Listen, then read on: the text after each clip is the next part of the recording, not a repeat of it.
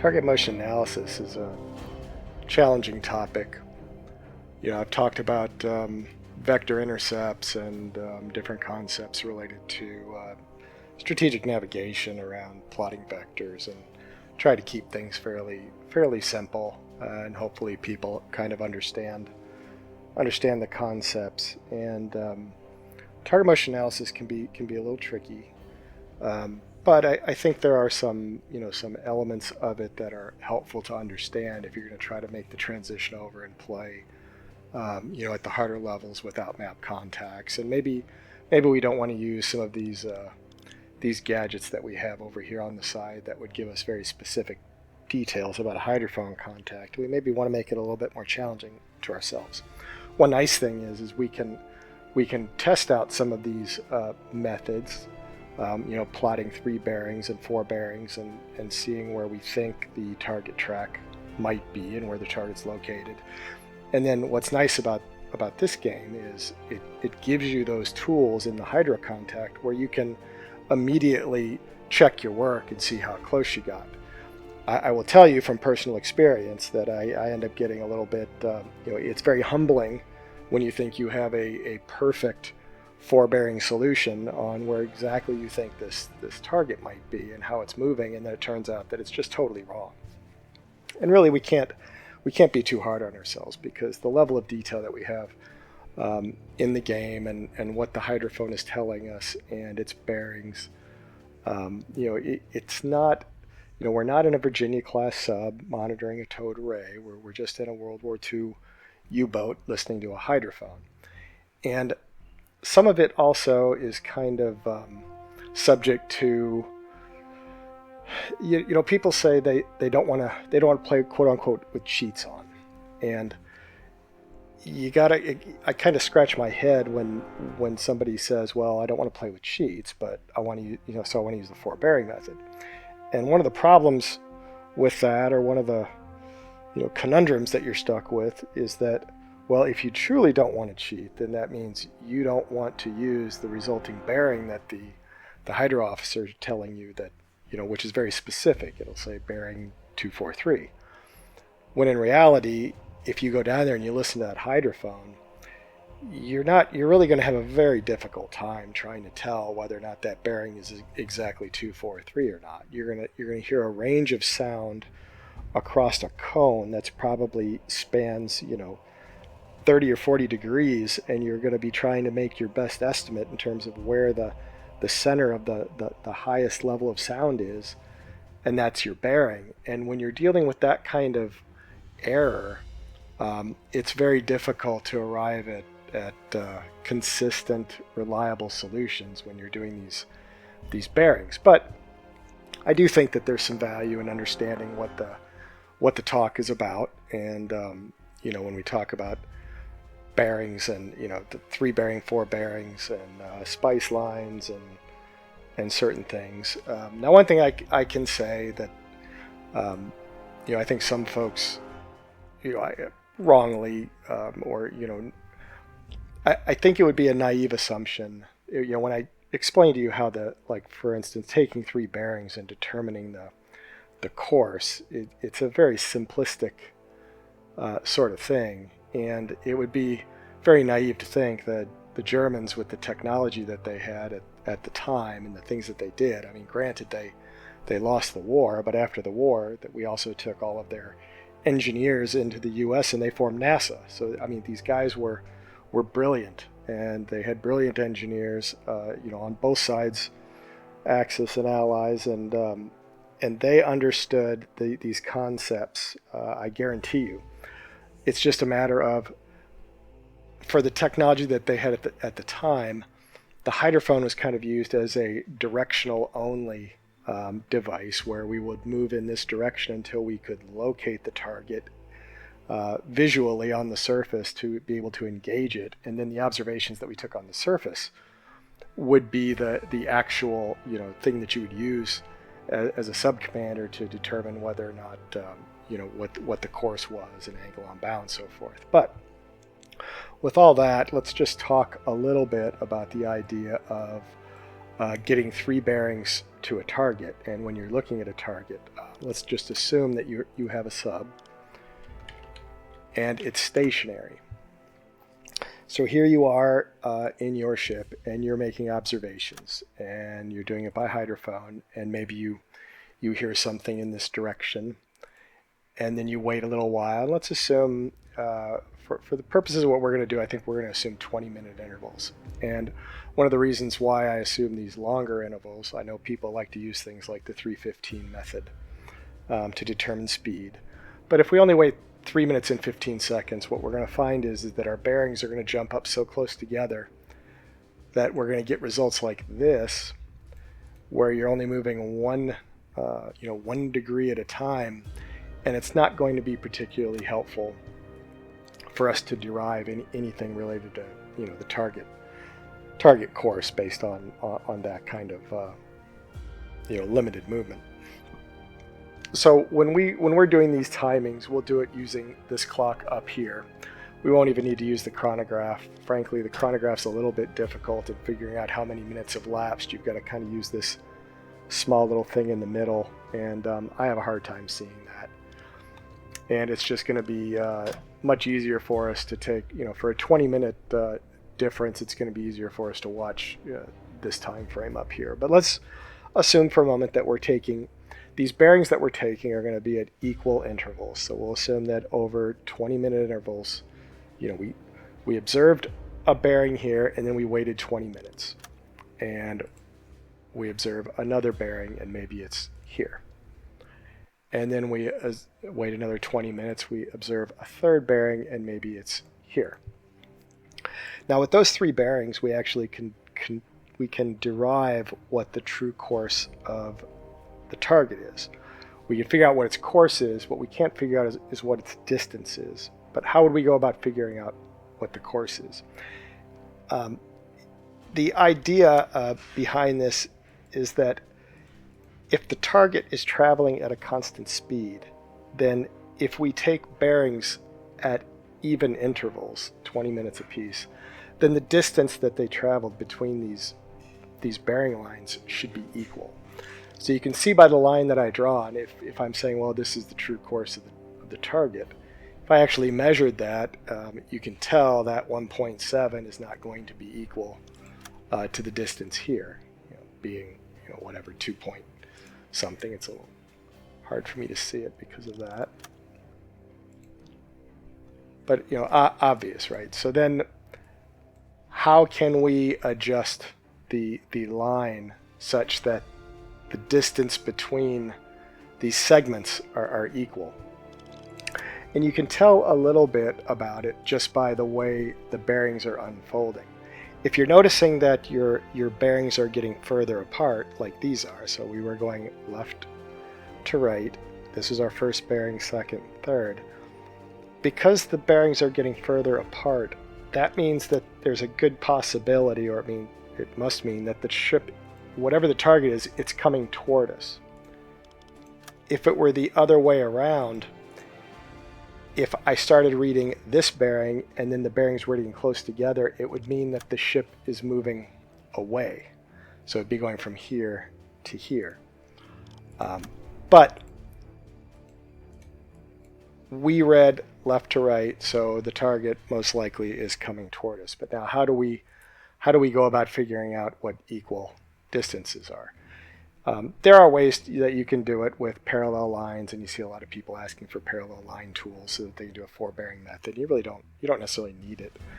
The other thing that's a little difficult about doing parallel lines and stuff with the tools that we have, which would require using the angles or the protractor tool, is that we're actually viewing the map on a little bit of a tilt.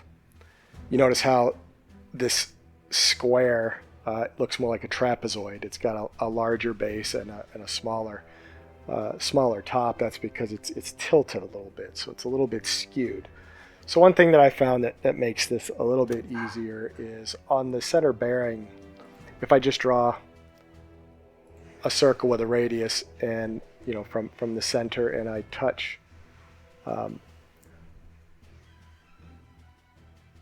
each of these bearings, what I can do, and if I zoom in a little bit, just make sure that the center is fairly well centered. What I can do is I can start rotating these. Now, like I said, I know that it's probably coming toward me, so I could probably start to rotate this one down a little bit, rotate this one up a little bit. But you notice I'm trying to keep these lines, to form a straight line.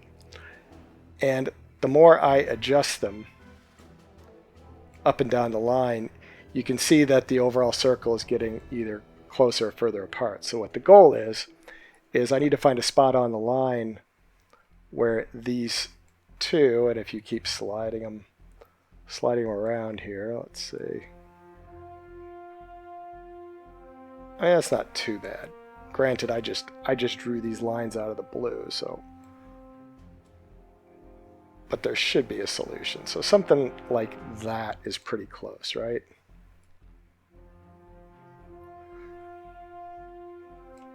So ultimately we figure out, whoops, don't need you changing course yet. Set a course to these coordinates. So now I figured out, okay, I've got a true course for the target that looks pretty good. You can see that that the segments are equal, 2.9, 2.9. And that was a 20-minute, and I waited another 20 minutes, and now the third 20 minutes. Well, what's going to happen at the third 20 minutes? Well, the thought is that if this is the course that it's on, it would go another 20 minutes, and it would do exactly the same thing. It would go another 2.9. So we come in here and we put in those are overlapping a little bit. I think that's 2.9. Let's see if I can get this out of my way a little bit. Yeah, there it is, 2.9. So that is my third future guesstimate. And this is what, if you've read certain things, this is where the fourth bearing comes in. This is a prediction. I didn't actually observe this. And in some writings, this is referred to as the spice line.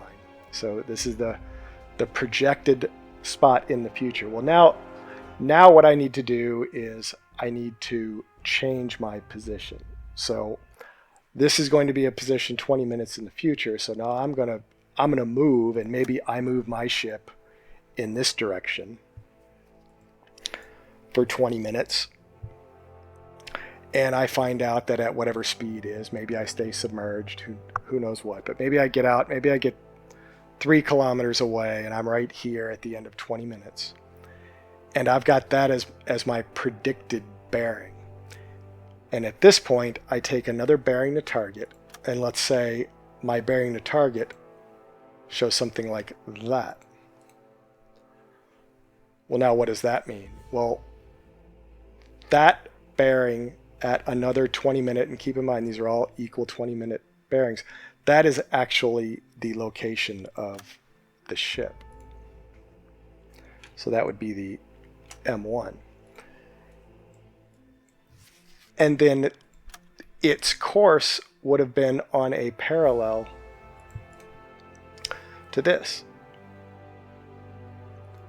So I didn't measure that exactly with an angle, but let's just assume those are close to the same. And then what we should see is these distances in between. Hopefully they're close to the same, unless I've got them slightly off. I might be getting skewed by the angles here, but let's just see what the distances are. So that's roughly 1.6, and that's roughly, that looks a little bit, 1.6, 1.7. And hopefully this last segment is in the 1.6, 1.7 range. Yeah, so that kind of gives you an idea of, so that this then would be what we would expect is our true course. So we would then plot that, and that's what we would try to intercept. And that's basically the idea behind the 4-bearing method. And we can try that in this game, and I've set this up so that I'm out in a patrol zone, and maybe if we find a target, we'll see how that works, and then we'll go ahead and maybe do a do some examples to we'll do it and then we'll check our work and see how close we got. And if we get anywhere near close, I'll be both surprised and thrilled. But we'll see how we manage to do here. So I'm going to go on dive schedule, Slow ahead, and we'll see what we can find.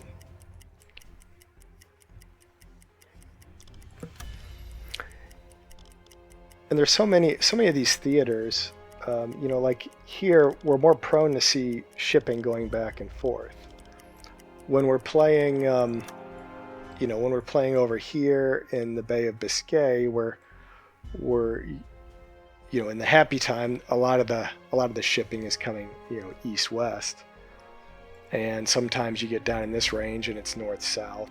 And you know, if you're playing in the Mediterranean, it becomes pretty obvious that this is a major shipping lane. It becomes kind of obvious that this one is a shipping lane. But you know, it's almost like some of these areas, as a result of the geography and where the ships could be going, it's a little bit of a known quantity already what direction they might be going. But let's see if we can find anything. Okay, so we finally got a ship propeller. So what I'm going to do is I'm going to go down to 30 meters. 5 meters. And let's just 25 meters. make sure we're in the... Dead slow ahead. I guess we could even go ahead and stop the boat and just listen. 30 meters.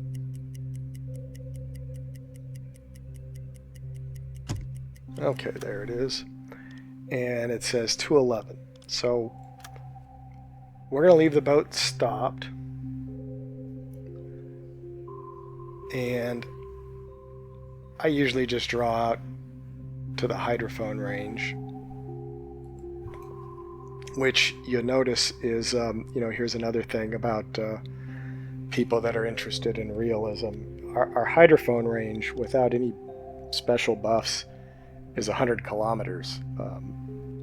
The reality is that's maybe more like 20 or 30 kilometers. So we're, you know, there's other fudge factors here that are coming into play when you know, people say they don't want to quote unquote cheat. But we'll allow for that. We're also allowing again for the comment that I made earlier, where I've got a ship propeller bearing 211, which is down in this direction. And really, I don't have that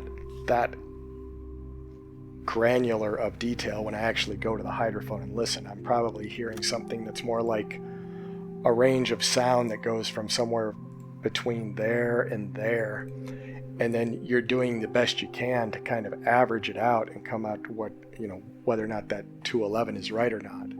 Now, after a 20-minute interval, that, you know, that this bearing may move this way or this way, and it might only move 10 or 15 degrees, and you know, you can add a lot of error into these calculations just by, you know, the degree that you would be off if you were actually trying to do the hydrophone yourself. So let's just rely on our operator. It's 211. What I'm going to do is I'm going to point my sub in that direction, Half ahead. just as a starting point,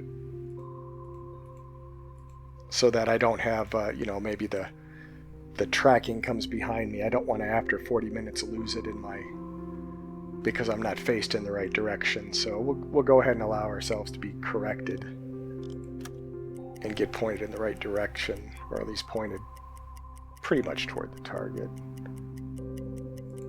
Okay, now we'll stop. All engines stop. And at this point, we'll start over. And we've got a ship propeller bearing 0.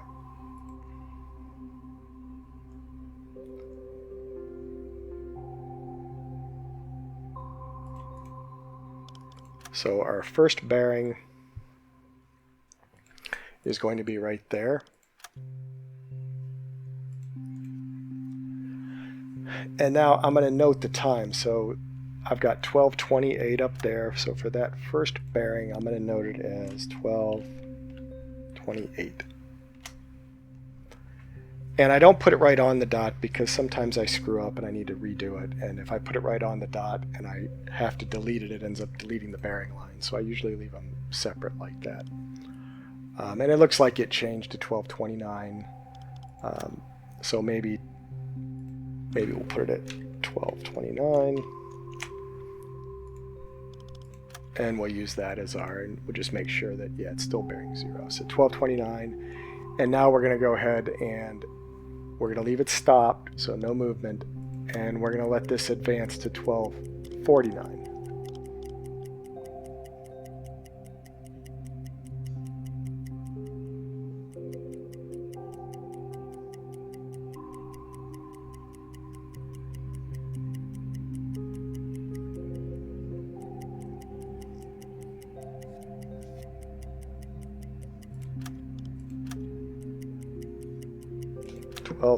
Perfect. And now it says we're at 5 degrees. And we do have to redraw this because one thing that you'll notice, remember I was on bearing 0 before? The sub doesn't stay perfectly. When you're at 0, it doesn't stay pointed in the same direction. This 0 bearing gets like reset with who knows what. There's drift, there's air, but if you're at standing at 0, that the nose will not stay pointed in the same direction. So you've always got to redo it. And now it says the bearing is 5. So the bearing has not moved very much. We're only right here. And that's after 20 minutes, so it's at 12:49. And we'll go ahead and get rid of this. And now we'll wait to our next bearing would be at 119, is that right? No, 109. So we'll wait to 109. Captain, there's an incoming transmission.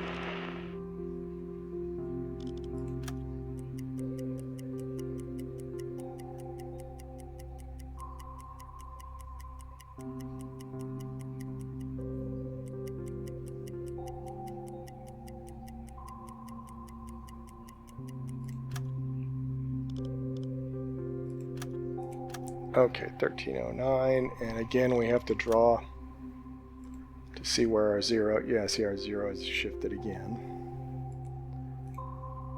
And we're looking at 16. So we're right here.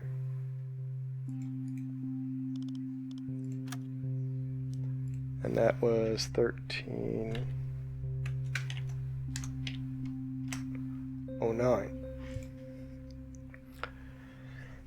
Now,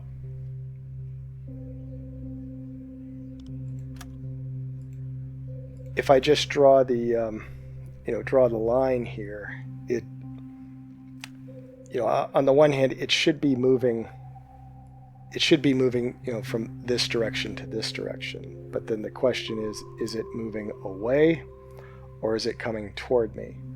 So because it looks like this bearing is larger, that distance is larger than this one, it kind of leads me to believe that maybe the target is moving away from us. So the target true course might be something more like that. The nice thing about having 20-minute intervals is I don't have to pause time here. I've got 20 minutes to figure this stuff out, so we can start with our,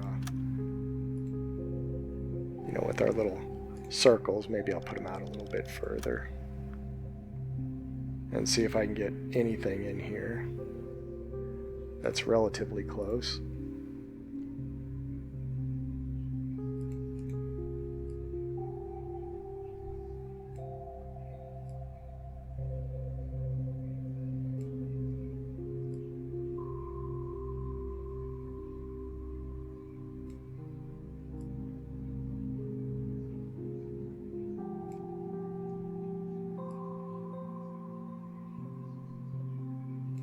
Maybe 4?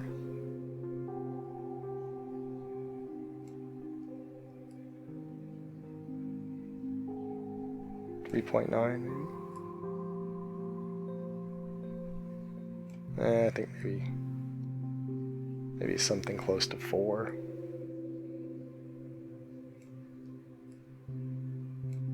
4.1. 4.5.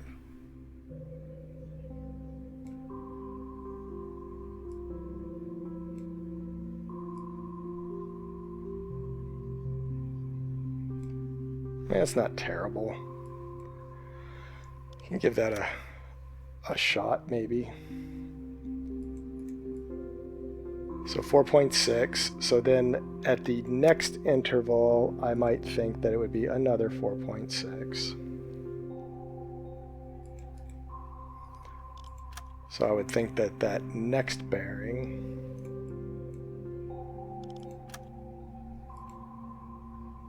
would come through there.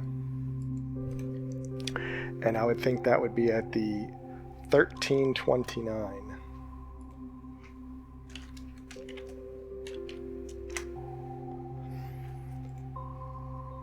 So then now I'm free to move my sub. And maybe I move at flank out in this direction. Set a course to these coordinates. And just see how far I can get before I reach that 1329 mark. So I've got that much time, and maybe I'll even try to surface and get as much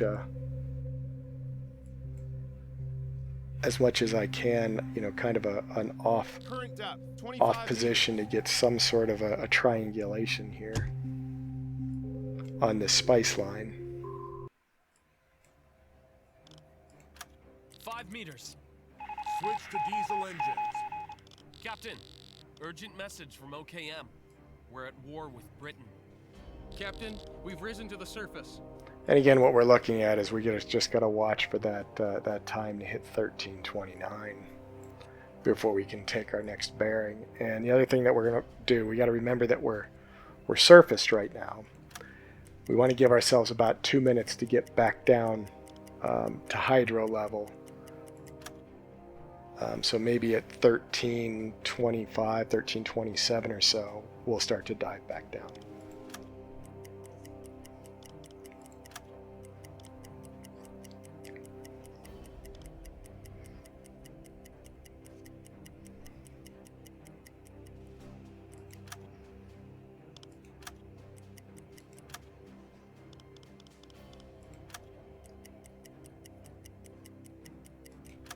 All right, 27, so I'm going to start taking us back down to 30 meters. 30 meters.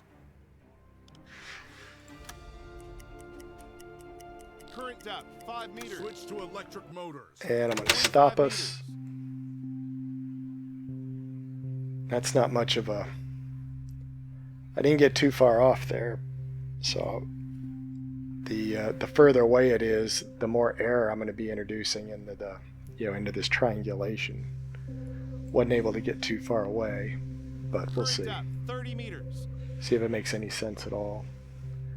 If I can get within 5 or 10 kilometers on the course, I'll probably be happy. Hopefully it's at least going somewhat in the right direction. 1328. Hopefully it'll pick up the sub. Or pick up the contact. There it is. And it's 1329. This is 0. And what's it say? It says 55. So it says 55, which is here. So what is that showing me? It's showing me that the observation, my triangulation of the spice line is about right there. So it's suggesting that that may be the location of my target. And this course that we had estimated, if I do it off of a 0, looks like it was on about a 170.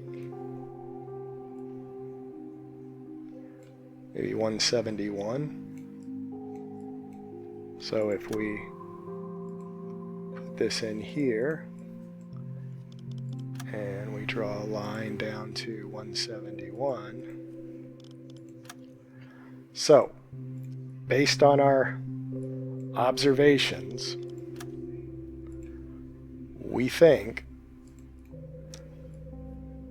and I'm trying to do this without laughing too much, we think this might be Set a course to both the coordinates. position and course. Now, dare I look to see how close we got, or if we're even remotely right. Let's see if we can use our Set a course to cheaty these tools. coordinates. Okay, right there. M1.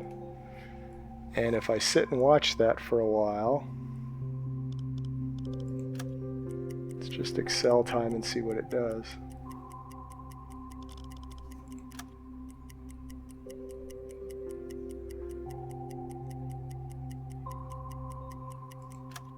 So there's M2.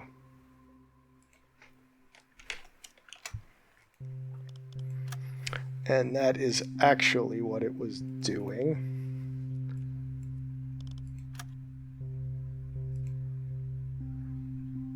So as you can see, we did our best, but that's kind of the kind of results you can kind of expect from doing these things, particularly if you've got one that's where you don't have a we're observing it moving away. So things that were helpful, we were able to discern the general direction that it was moving. It was indeed moving away from us, just at a much steeper angle. You can kind of look at here. This was my guesstimate at it based on the bearings, and this is what the actual was. So it was off, by a decent amount, but at least directionally we had it kind of right. And then as far as the estimate on the distance, we were off by 12 kilometers. If I can get it inside of 10, I'm usually pretty happy. But well, that was a first shot at it. Let's see if we can find another one to check. Ooh, there we get another one. We're periscope depth, ready for surface observation. So let's see, this one says 324. So 324 is down this way. That's not a bad position for the sub to be in, so I think we'll take it down to Dive to 30. 30 meters. 10 meters.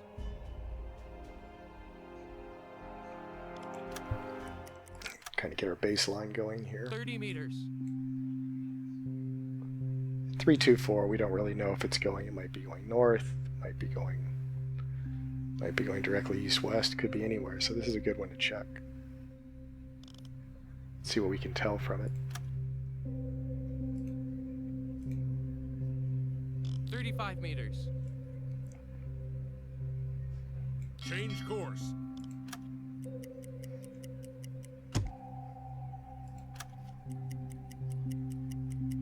All engines stop.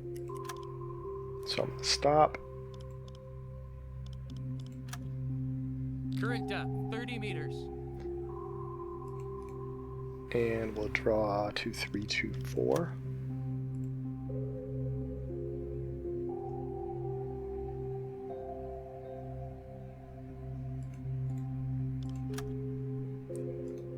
And the time is 18:22.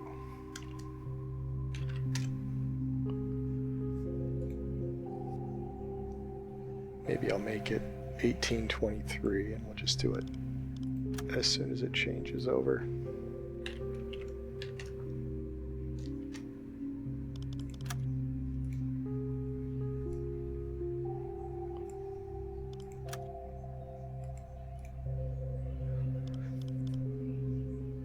So we're at 324. We'll wait till that gets to 1823. Yeah, 324, 1823. Okay. And we're on stop. That's good. We can delete this line. So we have our first bearing, and now we'll wait to our next bearing line will be at 1843. Not sure where that's going to be yet.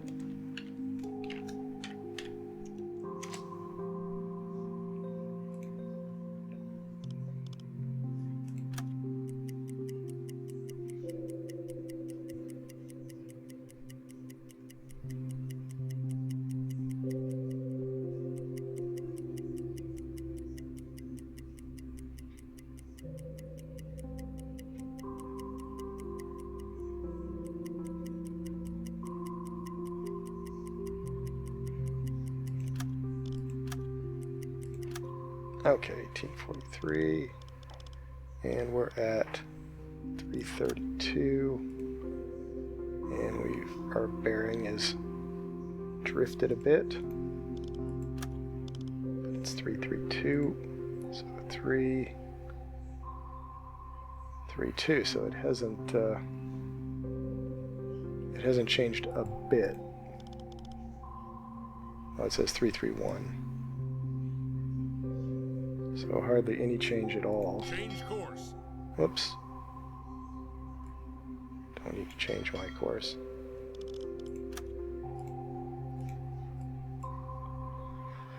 So again, we're kind of faced with these very close together bearing lines. So it's either coming at us or moving away from us at a pretty acute angle. But we'll go ahead, 1903, so that was 1843, and then 1903 would be the next.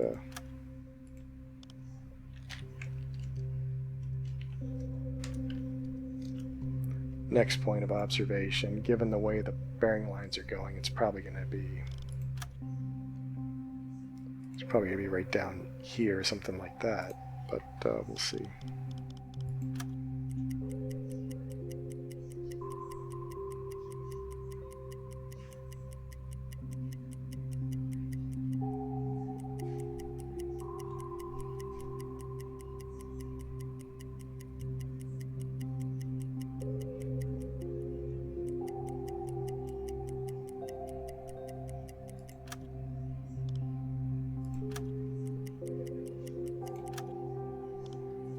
And it's 344, so let's make sure. So now we're facing like this. 344. So it's still right in that same general area. So at this point, for those kind of observations, I would almost have to conclude that the thing is coming either, I'm looking right down its bearing, and it's either coming right at me. So my assumption would be that it's probably very close to this sort of a course.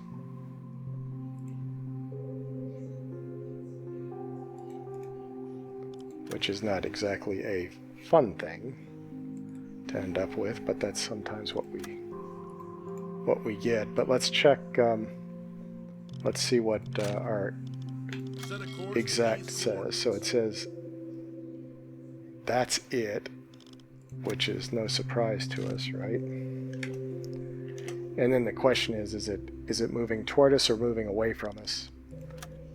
And you see it's moving away, but look, it's moving right on the exact, and then we lost it.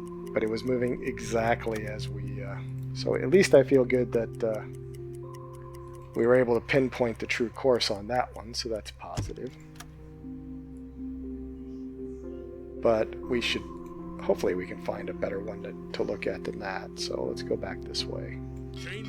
But that's what you see sometimes when you do these, and you got to be able to, adapt to that. If you don't think that you're doing something wrong, if you get bearings that are stacking up one right on top of the other, it just means it's either coming right at you or going right away from you. And you got to just go chase it.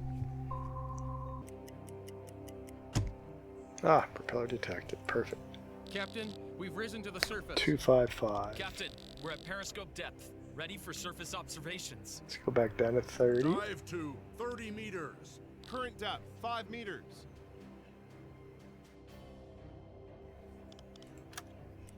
"25 meters.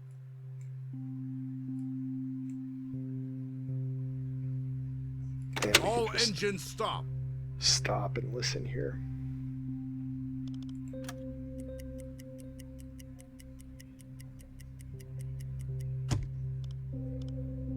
Two, five, Current six. depth 30 meters.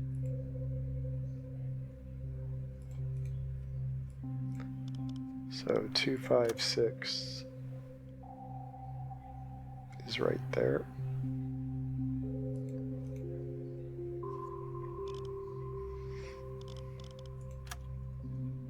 $35 meters.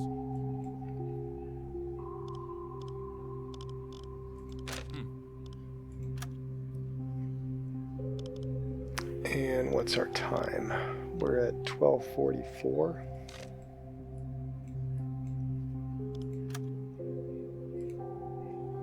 Meters.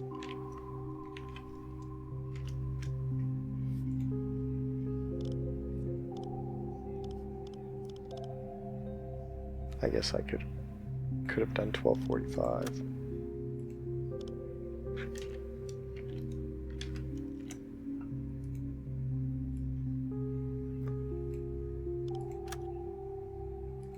So there we're at 12:45 and 256. 35 meters.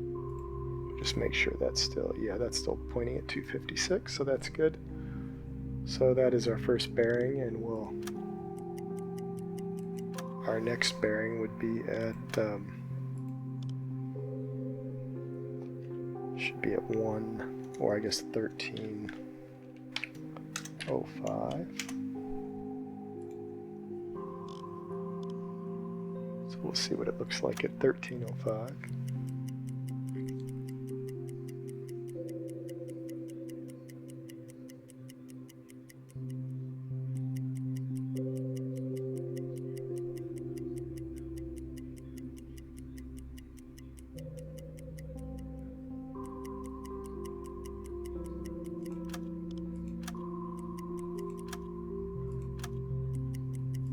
Okay, 13:05.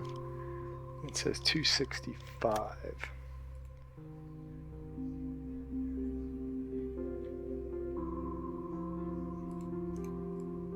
Oh, we got a decent change in bearing this time. That's good. So 265. That looks promising. That's our 13:05.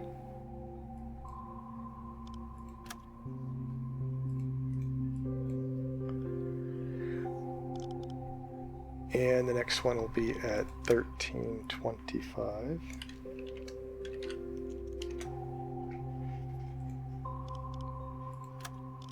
And we'll watch the time up here.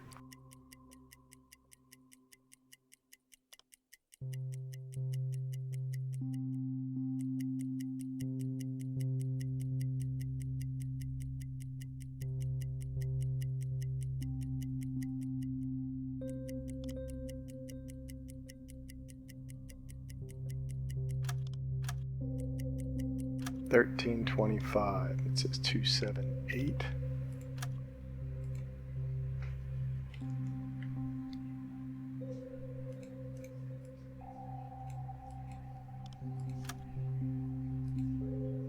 So 278 is right there. And that's our 13.25 mark. So let's see how that looks. So this one, notice how they're getting further, it's getting closer together, so the expectation would be that it's moving away, so it's probably moving something like that. So let's draw our circles.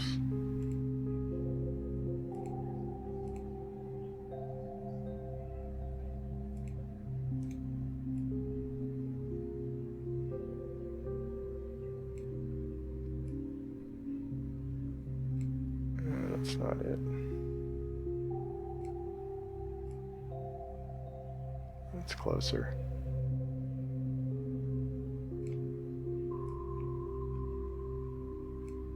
How's that look? 10? 10, 10?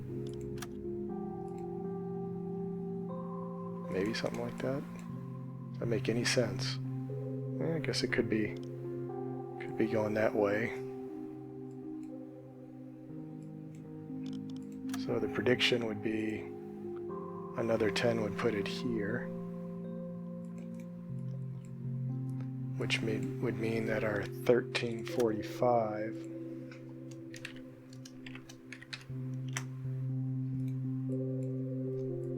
our spice line would be about right there.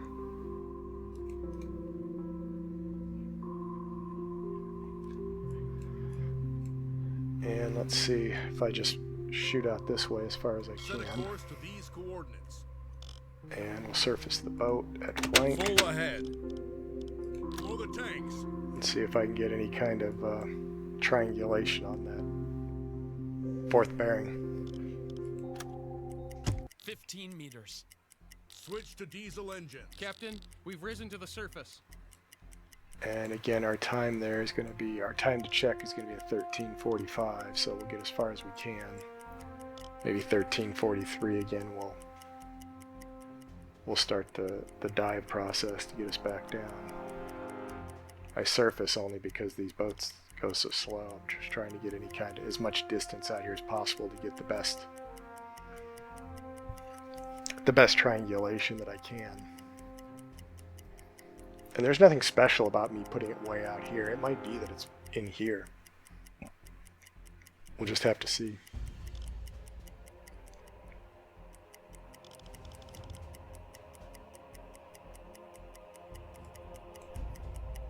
You can see why I make notes of the time though, because I'll never remember when I'm supposed to stop if I don't make a note of it. So 1343, I want to start diving back down. 41, 42, 43, and we'll go back down to 30. 30 meters.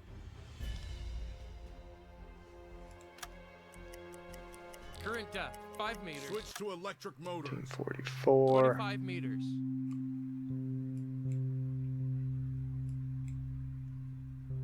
And I'll go ahead and stop the All boat. engines stop. And see if we can get a beat on 30 meters.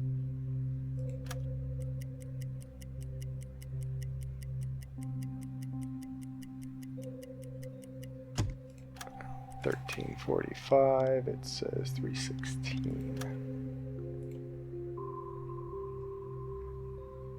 So 316. That's 315. That's 316. So right there. So it looks like I'm crossing the line here. So that is supposed to be the target location. 30 meters. And it's supposed to be moving in, what is this direction? This is, looks like 72.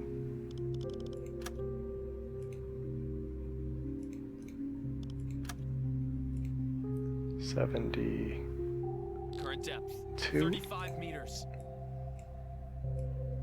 Look parallel. It's hard to tell with this tilted map. Let me measure that again. Let's see, that's 70. 72. Let me just make sure. Yeah, it's maybe a hair off. 72. Yeah, I guess that's about right. All right, that's what it's suggesting. Now let's see, am I even remotely close? Set a course to these coordinates. All right, so there's my M1. And how did we do this time? Let's let him drift. Wow. So we're not anywhere remotely even close. have to look at that and see how I screwed that up. Let's see if we can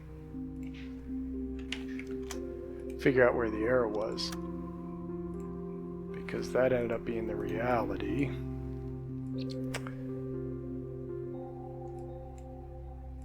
So really he was kind of getting closer to me. But let's just see what the could I have created a bearing, you know, from my readings that I was able to take. These were my 3 bearings, so it would have been here and here.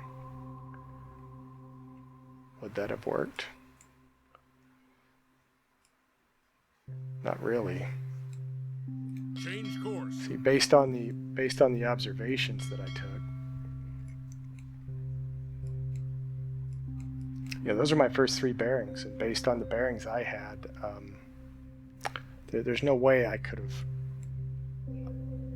have assumed that that was going to be the course. There's you know, this is the I guess this is the you know, the reason why I don't use this method too much, as opposed to it's just giving me directional information, because that's a considerable amount to be off by.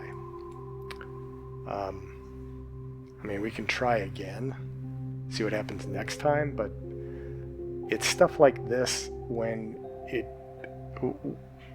your observations start to mislead you by that much, that you maybe think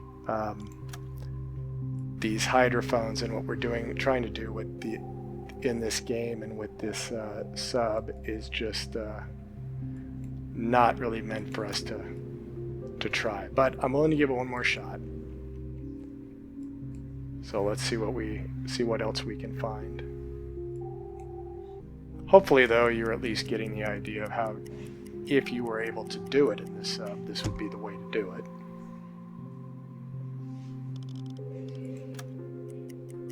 Just don't be discouraged if Full ahead. let's see, we're running out of, yeah, I'm running at flank for too long. We need to recharge a little bit. Don't get discouraged if your answers are not coming out right. Blow the tanks. Switch to diesel engines. It's not that you're doing Captain, anything we've wrong. risen to the surface.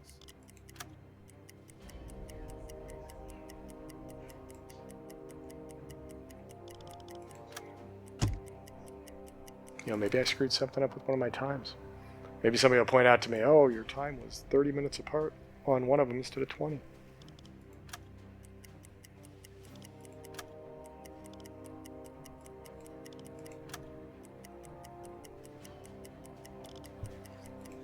What's amazing is when you play modern subsims and you're using things, you know, you're actually using a towed array and Captain, doing these. we've risen to the surface.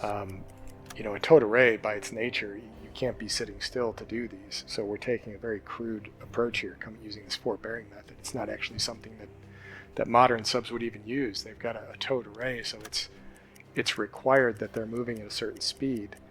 And what they're doing is they're actually doing the math, which is the relative motion math. So what they're plotting would look something more like they have ownership in the center, and they're plotting bearings from the center, something like this.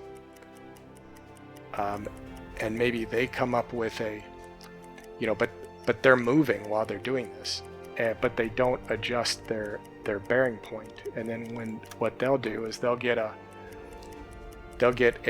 direction of relative motion line, but then what they'll do is whatever direction, whatever heading and vector they're moving at, they'll adjust this line so that it adds their motion vector to it and it corrects it, and then it gives it converts it from direction of relative motion to the true course. But it's doing all that with things far more sophisticated than what we're working with, obviously. And those are fun sims to play. I'm looking forward to a good. There's some good new ones coming out that I'll be definitely watching for.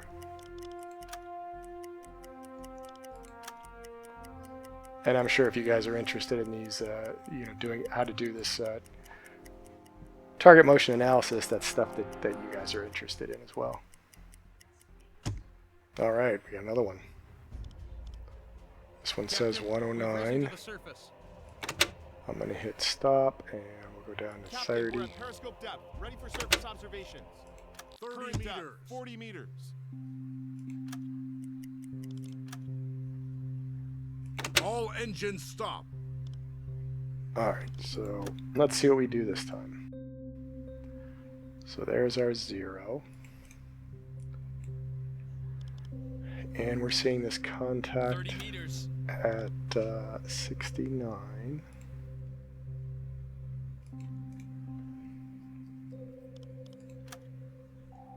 And this time we'll call it 1443.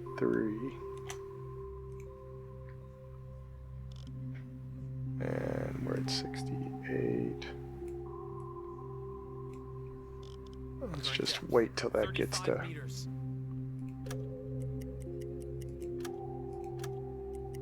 Okay, 1443, we're at 68, so that's good. So the next check will be at 1503. And we're still stopped, we're still submerged, I'm and ready you for better your not go orders. to your bunk, so we'll keep you on direct order. So 1503. We'll see where they're at. 35 meters.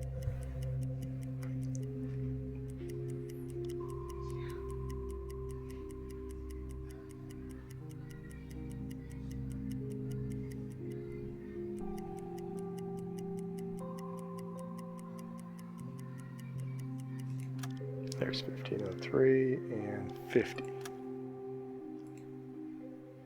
Oh wow, good spread. Let me just make sure though that I didn't drift on my... Yeah, it didn't drift. So 50, this might be an interesting one.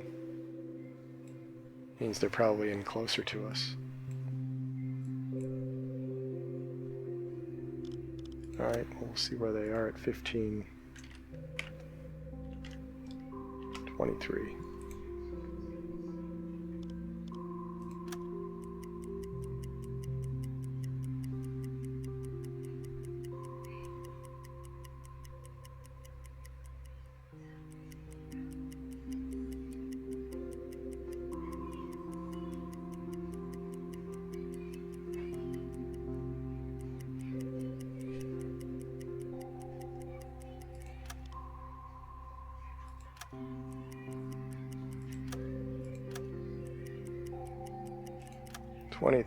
It says 36.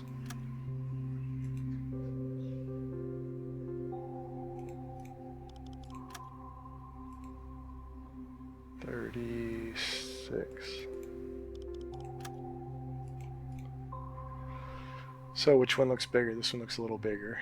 So maybe it's coming this way? A little bit, maybe a little bit toward us.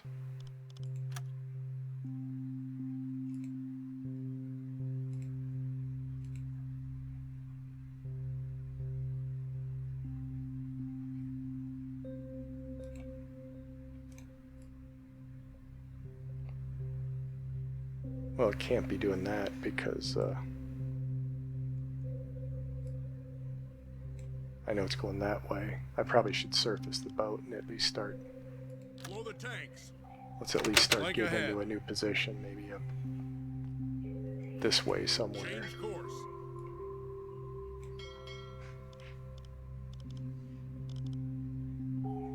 So we know it's going this way, 25 meters. but is it going here or is it going that way? So it might be going more like that because this one was larger than that one. So it might be more on a 10 meters. something like that, maybe. might make more sense. Captain, we've risen to the surface.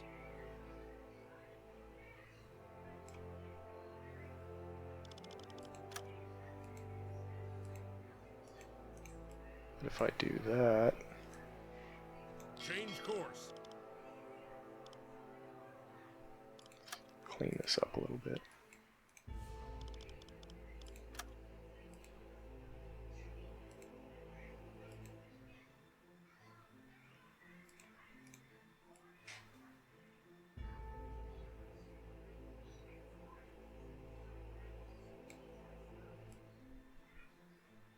It's going to be tough to...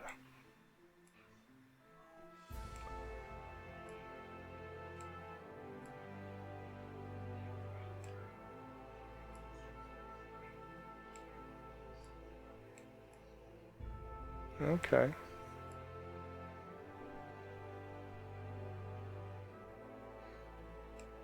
Looks reasonable. Maybe heading toward Bergen.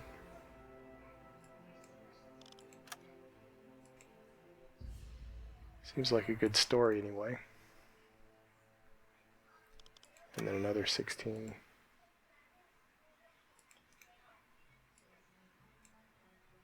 So that means our spice line, predicted bearing, going to be out here.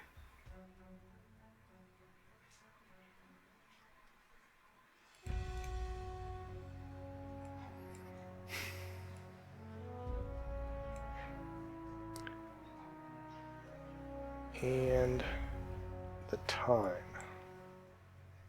That's going to be at 15:43. I guess I should carry this out, because we don't know how far away it is right now.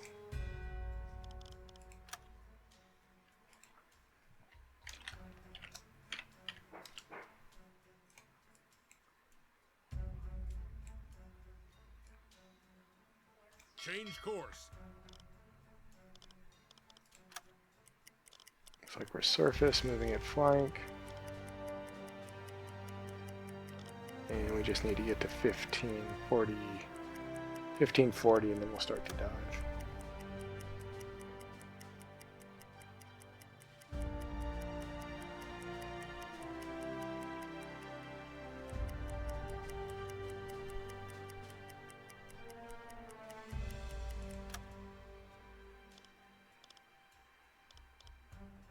Dive to 30 meters.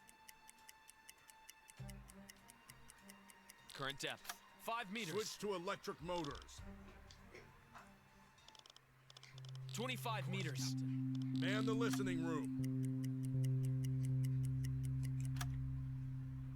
And we're All gonna stop. engines stop. And hopefully we can pick it up relatively quick.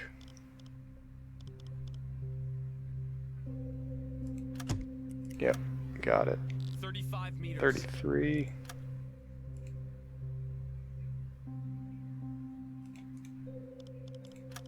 So it's 33. 3.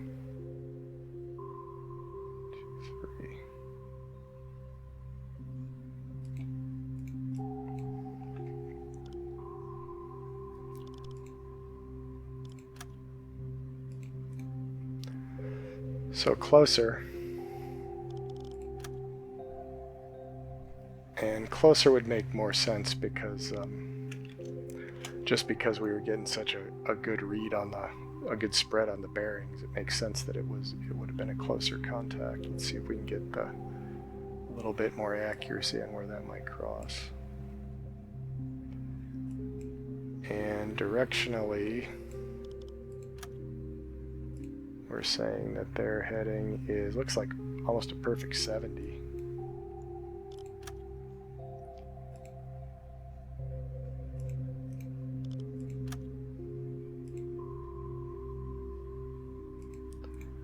So that's where we think it is. Let's see how we did this time.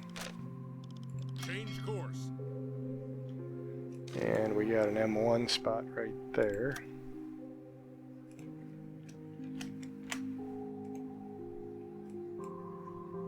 And if we wait, see where that goes. Hey, look at that course. This might be a fairly decent one. So that to me looks like it's going about on that course. So it looks like we were able to pick up the course perfect this time. And how did we do on our, how far off were we on that? Yeah, we were 8.2 kilometers off. But at least with that,